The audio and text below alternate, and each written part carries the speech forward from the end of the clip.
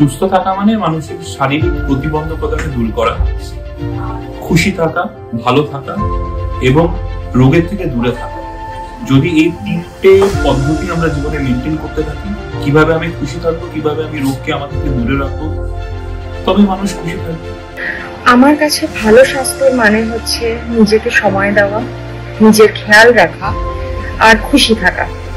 ভালো স্বাস্থ্য মানে হলো সুস্থ শরীর, মানসিকভাবে সুস্থ থাকা, পজিটিভ মানসিকতা বজায় রেখে চলা, ভালো খাওয়া, এক্সারসাইজ করা এবং সবচেয়ে ইম্পর্টেন্ট নিজেকে ভালোবাসা।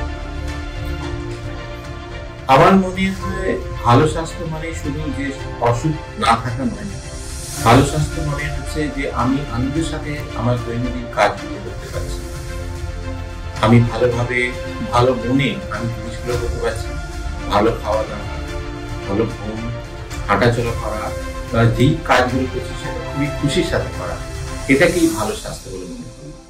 ভালো থাকুন, সুস্থ থাকুন, বাংলা হেলথ।